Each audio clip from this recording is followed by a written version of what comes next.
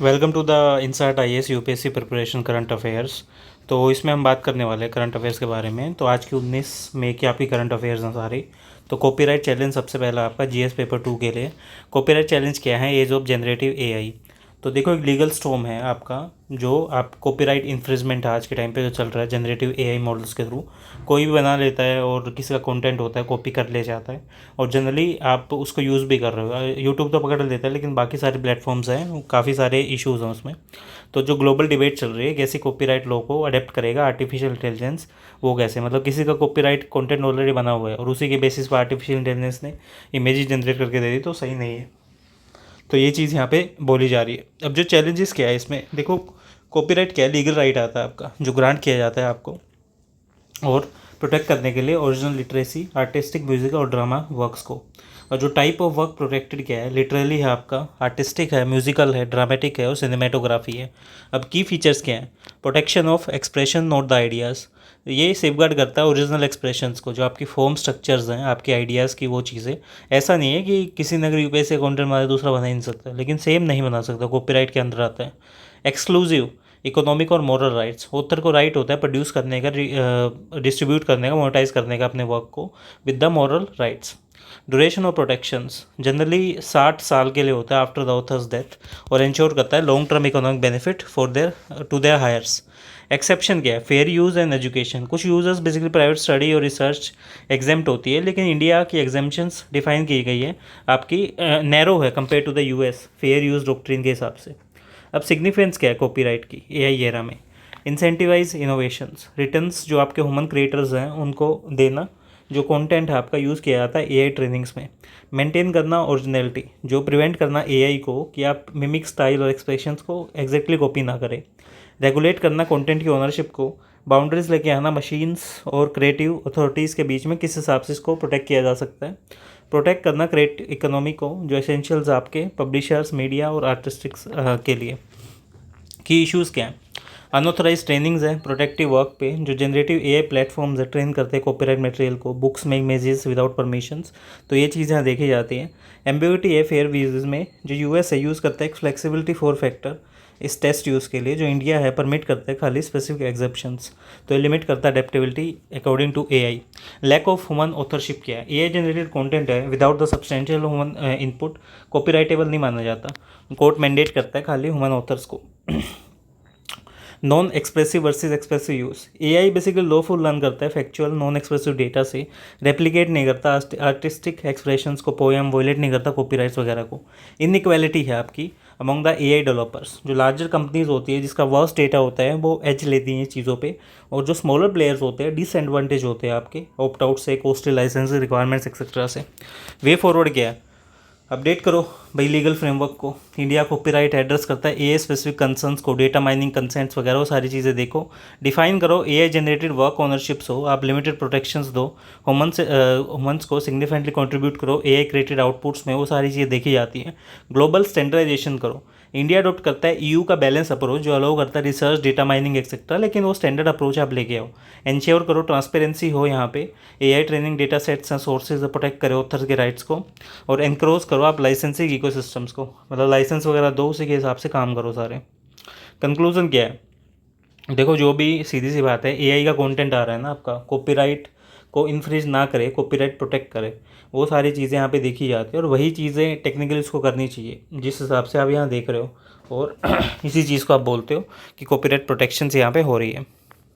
अब retrospective environmental clearance क्या होती है? देखो, supreme court of India stuck है आपकी, जो Vana Shakti versus union of India के वर्सेस केस है, सेंटर का नोटिफिकेशन आया है और 2021 का एसओपी है, वो अलाउ करता है रेट्रोस्पेक्टिव एनवायरमेंटल क्लियरेंस को इंडस्ट्रीज़ की, और अन्य कॉन्स्टिट्यूशनल वॉयलेट बताता है right of clean the environment, ये चीज़ों को।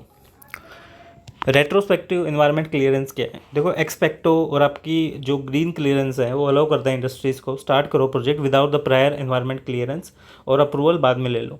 अब जो लीगल वाइज है इसका भी, क्लियरेंस वॉयलेट करते हैं मैंडेटरी प्री अप्रूवल सिस्टम्स को, जो आपके एनवायरमेंट इम्पैक्ट में आप काम कर रहे हो, और ये तो चीज़ें ऐसे जाए ख़राब हो जाएंगी ना आगे। और जो 2017 में है ईआई का नोटिफिकेशन आया है, जो मिनिस्ट्री ऑफ एनवायरमेंट है, फॉरेस्ट है, क्लाइमेट चेंज है, वो सारी चीज़ें तुम देखे हो, जो आपकी वन टाइम 6 मंथ की एनएसटी विंडो होती है वॉयलेटर्स के लिए अप्लाई करने के लिए एनवायरनमेंट क्लियर पोस्ट पेटो को, वो चीज़ें आप यहाँ पे रख सकते हो। इंडस्ट्रीज़ हैं वो कमेंस करती है ऑपरेशन और स्कोप चेंज करते हैं विदाउट द अप्रूवल, और जो अप्रेजल्स हैं वो सेंट्रलाइज होते हैं। अब आप वॉयलेशंस आपके सब्जेक्ट होते हैं action by state, pollution under the boards, वो सारी चीज़ें देखी जाती हैं। अब इसी चीज़ में क्रिटिसिज्म क्या है, देखो सबसे पहले स्किप्स करता है एसेंशियल स्टेजेस को।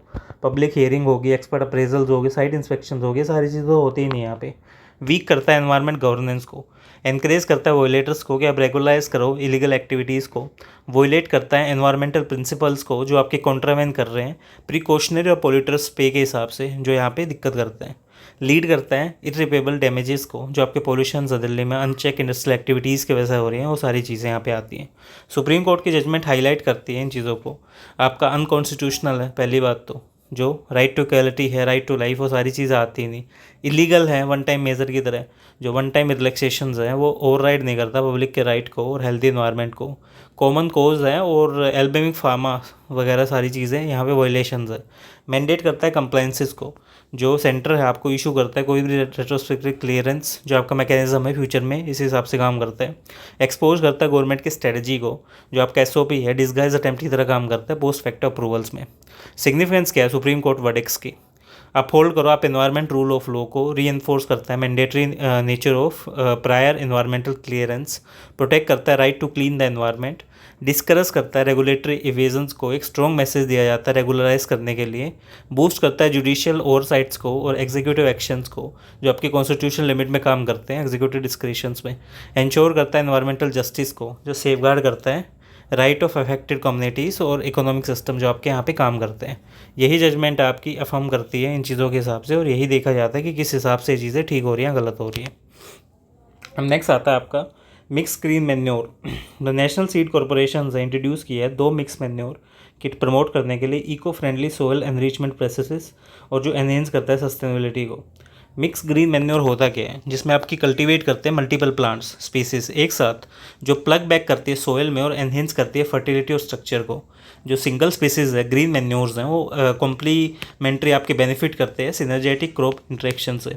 क्रॉप डाइवर्सिटी है कंबाइन करती है आपकी लेगूम्स को नाइट्रोजन फिक्सेशंस के लिए, सेरेलेक्स को, बायोमासिस को, सोयल स्ट्रक्चर्स को, और जो डीप और फाइबरस रूट्स हैं जैसे आपकी डाइंग का है, सन हेम्प है, वो लूज़ करता है आपकी कॉन्टेप्टेड सोयल्स को और रूट्स को, जो इंप्रूव करते हैं एग्रीगेशंस और एरिटेशंस। नेचुरल वीड कंट्रोल, कुछ प्लांट्स हैं आपके एलोपैथिक केमिकल्स के हिसाब से वीड ग्रोथ में आते हैं और जो कवर करते हैं surface weeds physically. Biodiversity enhancement क्या सपोर्ट करता है बेनिफिशियल्स को, सोयल माइक्रोब्स को, पोलिनेटर्स को, किस हिसाब से चीज़ें ठीक की जा रही हैं वो। अब सिग्निफिकेंस क्या है इसका, रिड्यूस करो सबसे पहले केमिकल की डिपेंडेंसी, जो आपका सिंथेटिक फर्टिलाइजर्स है ना, हर्बिसाइड्स हैं, वो सारी चीज़ें यहाँ पे देखी जाती हैं। इंप्रूव करो सोयल की हेल्थ को, जो ऑर्गेनिक कार्बन कंटेंट है आपकी माइक्रोबियल एक्टिविटी है वो चीज़ देखी जाती है। सपोर्ट करो सस्टेनेबल एग्रीकल्चर्स को, जो आपका गोल्स ऑफ नेचुरल फार्मिंग है वो चीज़ें आती हैं यहाँ पे। और कॉस्ट इफेक्टिव होता है, जो किट्स हैं सब्सिडाइज होती हैं और सुटेबल होती है स्मॉल और मार्जिनल फार्मर्स के लिए, जिस हिसाब से आप ये चीज़ें कर रहे हो। रेलेवेंस क्या है यूपीएससी एग्ज़ाम में, यही है इसके रेलेवेंस। ऑपरेशन गेडियोन के चैरिट्स, इसराइल ने लॉन्च किया ऑपरेशन गेडियोन चैरिट्स गाज़ा में प्रेशर करने के लिए हमास को बाय रिलीजिंग द होस्टेज। जो ऑपरेशन है फॉलो करता है आपके नेगोशिएशंस को और इंटेंसिफाइड स्ट्राइक्स को, जो आपके ग्लोबल ह्यूमैनिटेरियन कंसर्न्स के हिसाब से दिया जा रहा है। एक large scale military offensive launch है आपका इसराइल डिफेंस फोर्सेस के द्वारा गाज़ा स्ट्रिप पे, जो मार्क करता है आपकी renewed escalation the conflict, specially आप ब्रेकडाउन के बाद ceasefire negotiation Doha. Objective क्या है आपका, सिक्योर करना release of remaining Israel hostage जो आपके हमास ने हेल्ड कर रखे हैं। सेकेंड एम क्या है, इंटेंसिफाई करना मिलिट्री प्रेशर्स को, न्यूट्रलाइज करता है हमास के ऑपरेशंस को।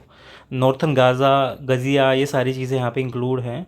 और जो इंटरनेशनल रिलेशंस में भी देखो ये सारी चीज़ें आपकी देखी जाती हैं।